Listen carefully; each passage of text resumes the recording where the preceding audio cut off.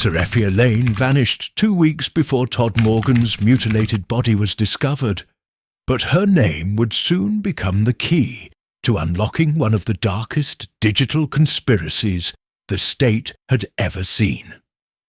Javin Rourke had been off the grid for over a year, a known cybercriminal with a trail of ruined lives behind him, until forensic evidence placed him in the same abandoned trailer where Todd's body was found.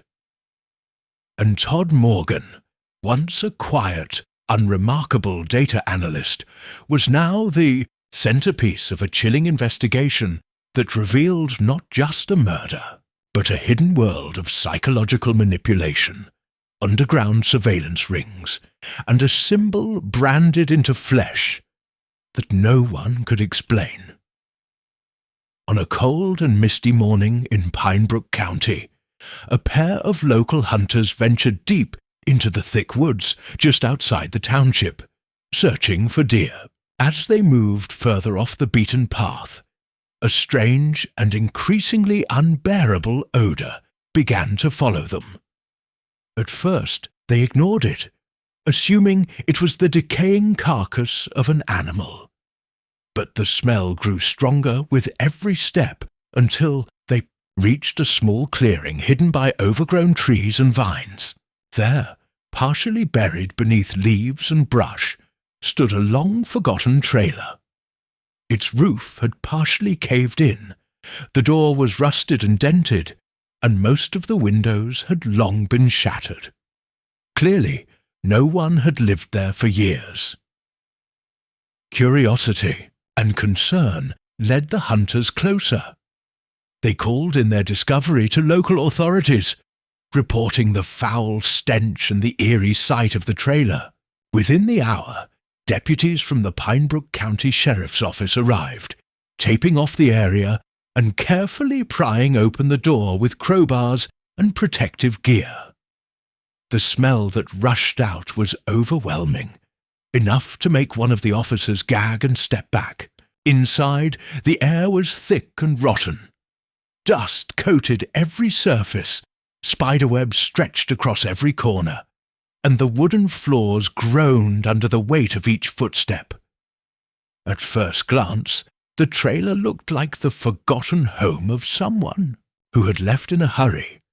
A pile of unopened mail near the door, clothes scattered on a broken recliner, and empty cans of food rusting on the floor. But then a deputy noticed something strange. Along the back wall, where old insulation had begun peeling away, there was a noticeable seam in the panelling. It didn't match the rest of the wall. When they pulled it back, they discovered a crudely built false wall made from particle board and duct tape. Hidden behind it were several large sealed plastic containers, stacked carefully and covered with a mildewed tarp.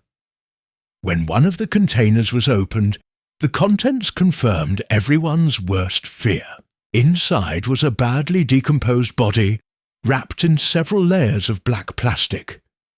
The hands were bound with zip ties, the ankles duct-taped together, and the mouth sealed shut with industrial-grade tape. The stench was nearly unbearable. The body had clearly been there for months, rotting in silence behind a false wall while the world outside moved on. The medical examiner was called to the scene immediately. Based on the clothing, general appearance, and a faded wristwatch found on the body, preliminary suspicions pointed to Todd Morgan, a 34-year-old financial analyst who had gone missing 7 months earlier. A full autopsy would be required to confirm identity and determine cause of death. But one thing was immediately clear. The victim had not died quickly. The number of stab wounds across the chest suggested a prolonged and brutal attack. What disturbed the investigators even more was a dark, branded mark on the man's shoulder, shaped like a symbol or sigil, unlike anything they'd seen before. News of the discovery spread quickly through the quiet community. Todd Morgan's disappearance had barely made local headlines when it happened. He had no criminal record, lived alone, and kept to himself. According to his employer, he had requested time off for personal reasons and never returned. His neighbours assumed he had moved or taken a long vacation. No one had thought to look for him, and now, months later, his body had turned up in a remote trailer, far from his home, under circumstances that made no sense. Detectives immediately began combing through the trailer for clues.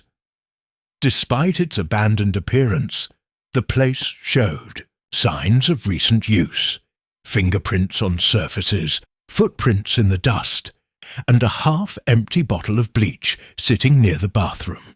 Someone had been here recently.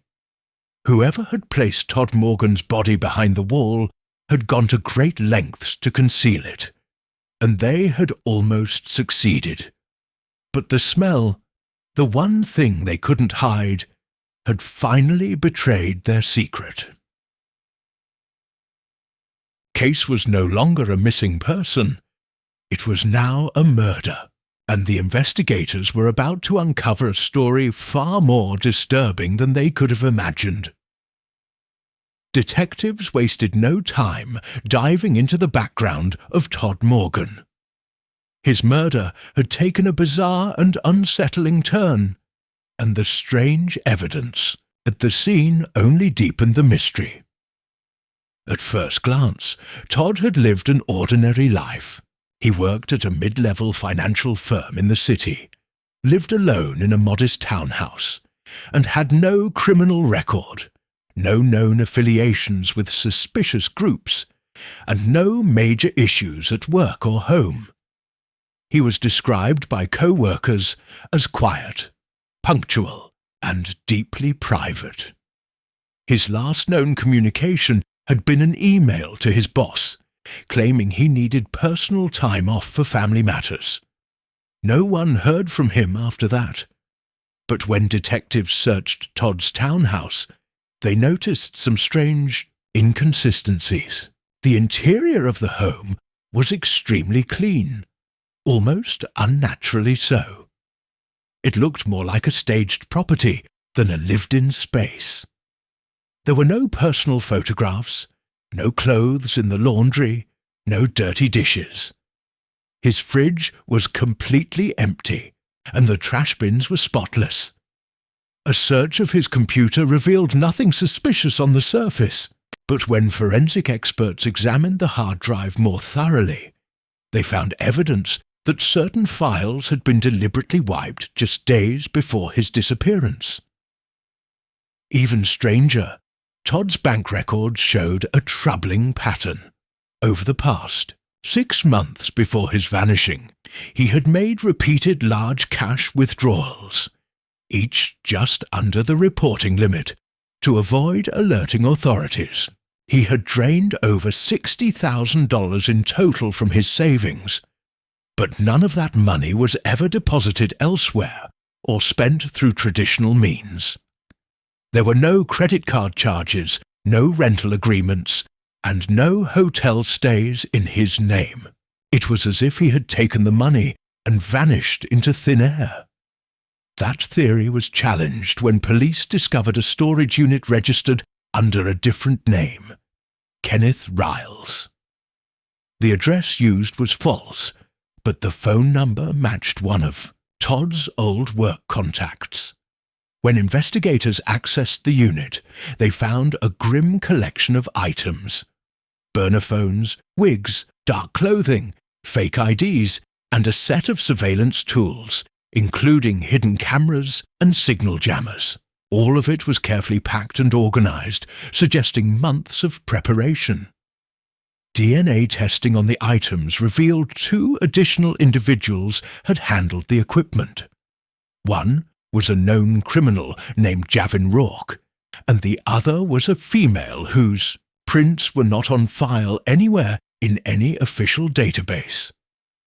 Authorities later gave her the alias Serafia Lane, based on a name scribbled on a notepad found in the storage unit.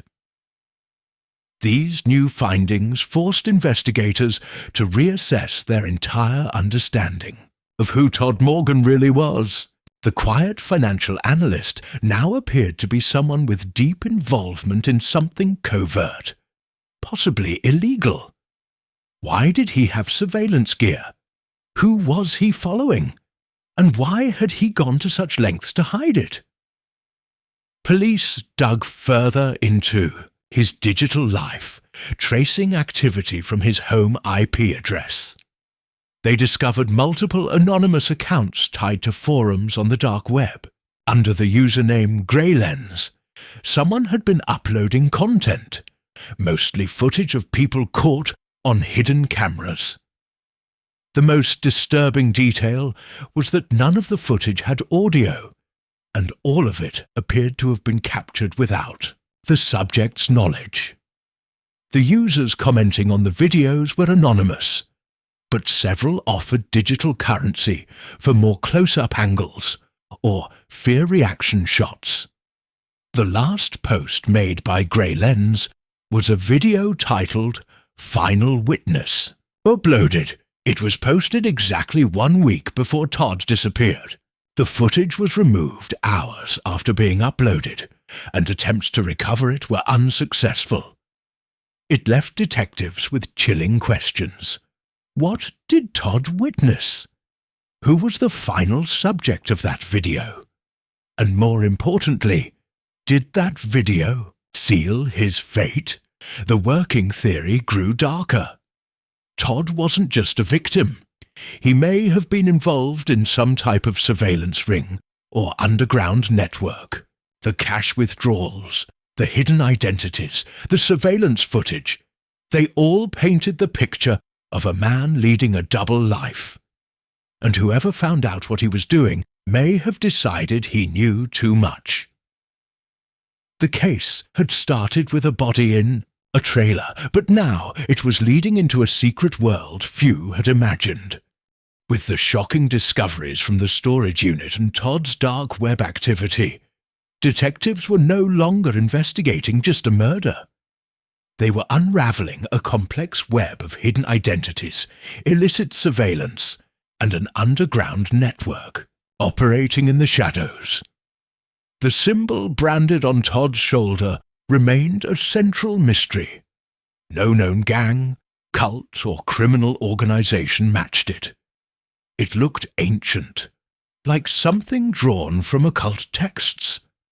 But its precision and placement suggested intention, not randomness.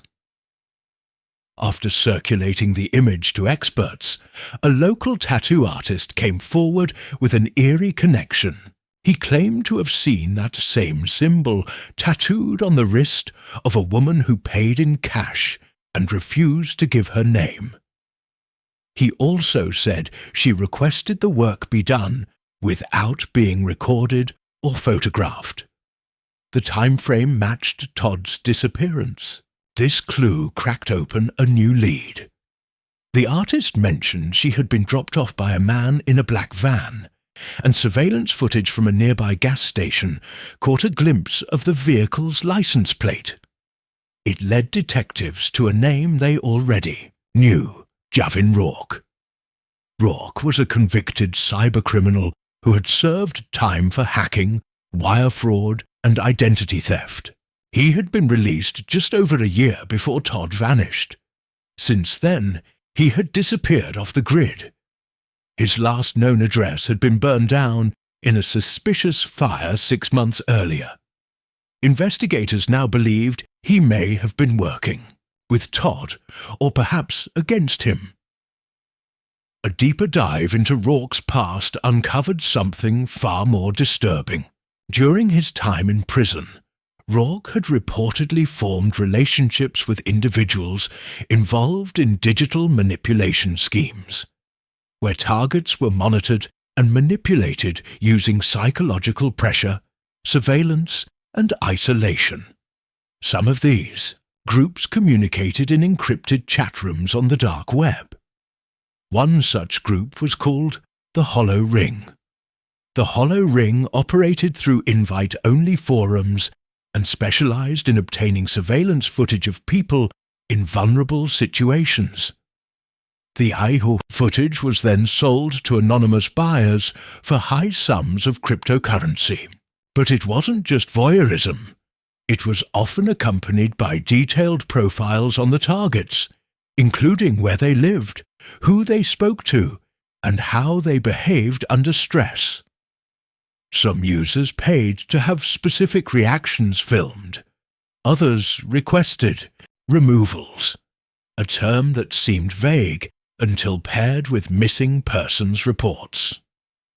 Digital forensics confirmed that the username Greylens had been in contact with Hollow Ring users. Messages retrieved from a dark web cache showed that Greylens had begun discussing something called the breach. Though heavily encrypted, fragments suggested Todd had learned something dangerous, something that made him a liability even to those he once worked with. One message read, he flipped, "Greylens is compromised. Clean it up." It was sent just days before Todd's disappearance. Another user responded, "Final witness uploaded. No return." Detectives began to piece together a terrifying picture.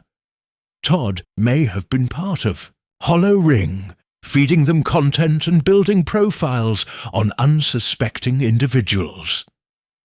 At some point, he must have experienced a crisis, perhaps guilt or fear. He started removing files, wiping evidence, and cutting ties. He likely posted the final video as a warning or a final act of defiance. Whatever it contained was powerful enough to trigger his execution. But the story didn't end there. Surveillance recovered from a city parking garage showed Todd meeting a woman in a long coat and scarf, the same woman believed to be Serafia Lane. Her face was obscured, but her build and gait matched. They spoke briefly, and she handed Todd a small bag before walking away. Todd looked visibly shaken afterward. That meeting happened 3 days before he vanished. Investigators now faced an invisible enemy. Hollow Ring operated without borders, without names, and without fear. Those involved were skilled in hiding themselves, erasing data, and leaving no trace. Todd Morgan, once a quiet analyst, had wandered deep into their world. When he tried to pull himself out, he had unknowingly signed his death sentence. Legrand symbol wasn't just a mark. It was a message. Todd had broken the rules, and in the world of Hollow Ring, there was no room for second chances. While detectives chased shadows in the digital world, forensic analysts continued to examine every physical clue tied to Todd Morgan's murder. The branded symbol, once thought to be a cryptic message, now revealed something even more sinister. A linguist with a background in ancient cults and ritualistic symbols contacted authorities after seeing a blurred version of the mark in a leaked crime forum.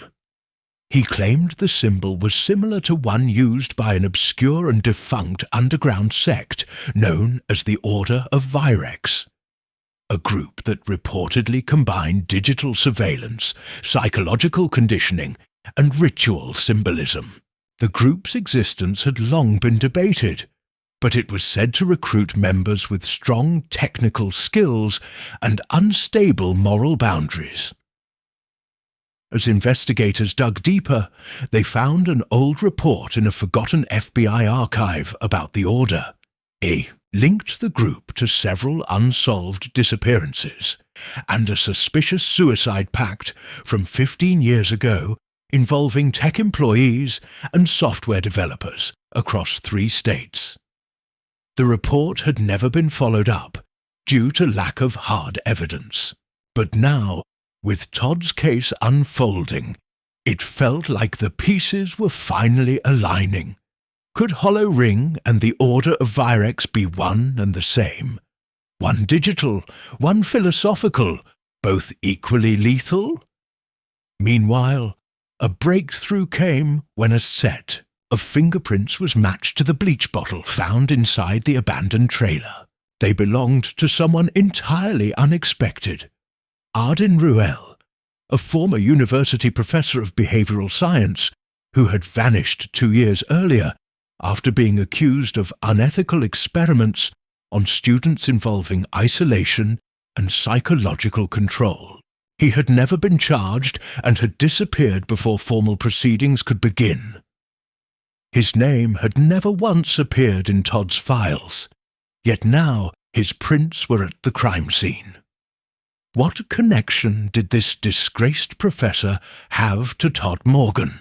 A background search revealed that Ardin Ruel had once been a guest lecturer at a cybersecurity seminar that Todd attended early in his career. While this could have been coincidence, it offered a thread of connection. More digging revealed that Ruel had ties to a private online forum known as the Signal Well, a psychological discussion board frequented by those interested in manipulation theory, emotional influence, and behavioral testing. Many users from the Signal Well were also traced to Hollow Ring activities, often under altered aliases. Ruel's involvement suggested a terrifying possibility. Todd's transformation may not have been voluntary. He may have been pulled into this network, slowly manipulated, tested, and reshaped into someone they could use. His expertise in data and pattern recognition would have made him a valuable asset. His isolation and quiet lifestyle made him the perfect target. If Todd had begun to realize he was being used, that might explain why he tried to escape, why he deleted files, moved money, and created false identities. Investigators now faced an invisible network of minds working with precision and cruelty. They didn't just kill to silence. They branded their victims, erased their pasts, and built entire narratives to hide behind. The level of planning behind Todd's murder proved chilling. Nothing had been random. The trailer had been chosen for its remote location and abandonment. The body had been hidden behind insulation and false walls to delay discovery. Even the scent that eventually gave it away had likely been accounted for as a last risk. In a desperate move, detectives published a partially censored version of Todd's case on a public web forum tied to cybersecurity professionals, hoping to lure out someone with knowledge of Hollow Ring or the Order. What they received instead was a series of cryptic messages from an anonymous user calling themselves Sable Snow. The messages were short but precise. "You're looking in the wrong mirror." Morgan wasn't the first. Check August 2013. 4 vanished. Same mark. These clues pushed detectives to reopen cold cases from August 2013. To their horror, they found 4 individuals who vanished under strange circumstances, each with a similar background in tech or behavioral research. None of their bodies had ever been found, but one case file mentioned a burned symbol found carved into a wall in one of their homes. It was the same one on Todd's shoulder. This wasn't a new operation. It was a continuing pattern that had gone unnoticed for years. Todd Morgan's murder wasn't the story of a man who fell into the wrong crowd. It was the exposure of a hidden legacy, one that stretched back more than a decade, with more victims buried in silence and more secrets still waiting to be uncovered. As investigators pressed forward with the chilling revelation of previous victims and the cryptic messages from Sable Snow, the case took its most disturbing turn yet. Authorities now realized they weren't simply dealing with a single murder or even a secret surveillance ring. They were confronting a generational structure of psychological control, digital terrorism, and calculated eliminations. Todd Morgan had been a crack in the surface, a leak in a sealed system that had operated with terrifying efficiency for over a decade. Forensics revisited the storage unit under the alias Kenneth Riles, hoping they had missed something in their initial sweep. This time, they found a false panel in the floor that had been overlooked. Inside was a smaller compartment containing a rusted key, a piece of paper with a series of hexadecimal code, and a flash drive with no identifying marks. The drive was rushed to the lab, where specialists worked around the clock to decode its contents. What they found was beyond anything they had anticipated. The flash drive contained a single folder titled Coil. Inside were over 70 subfolders, each labeled with a date and a code name, the earliest dated back to 2009. Each folder contained extensive files on individuals, photos, schedules, psychological assessments, financial habits, surveillance logs, and emotional triggers. These weren't random people. Many had backgrounds in government, cybersecurity, military intelligence, behavioral science, and software development.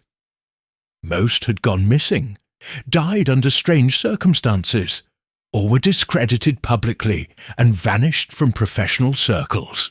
It was a playbook for strategic elimination. Worse still, the files documented the recruitment and testing of what the group called wards.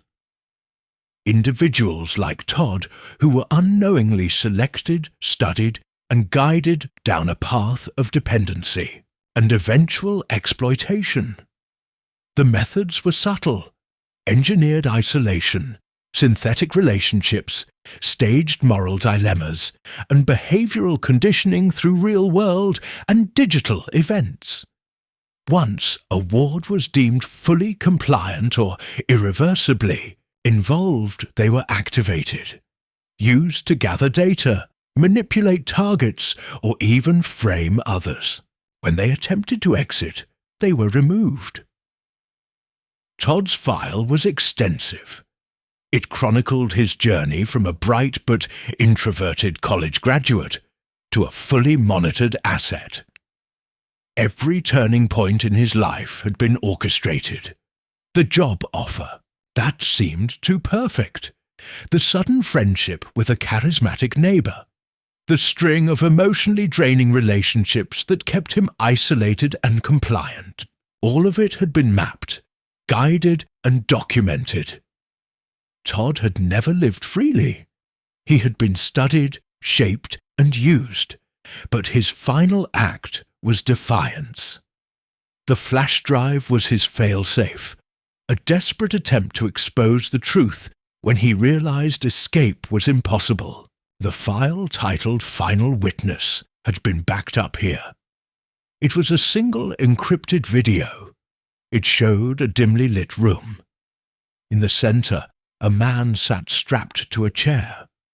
Todd's voice, distorted and calm, narrated what was happening. He explained that the man was Arden Ruel, that Ruel had confessed to orchestrating the creation of the Order of Varex as an experiment in control. The video showed documents, emails, even a short clip of Ruel speaking about using people as vessels to perfect emotional containment. In his final moments, Todd had uncovered the truth and documented it. But the act cost him his life. After a full review of the flash drive, federal authorities took over the case. Dozens of cold cases were reopened. Arrests were made, including several high-ranking tech consultants and former professors who were quietly pulled from their positions, under the guise of internal investigations. However, Serefia Lane and Javin Rourke vanished without a trace. They were ghosts in the machine, and no trail remained. The Hollow Ring was never officially named in any press release. The Order of Virex remained a theory, but Todd Morgan's death had ripped the veil from something few believed possible, a world where lives were controlled, erased, and rewritten from the shadows. His murder had been gruesome, yes, but it had also been a revelation. In the end, Todd became more than a victim. He became the warning. The mark on his shoulder was no longer a symbol of belonging. It was a brand of betrayal, stamped by those who feared what he had learned and what he had left behind.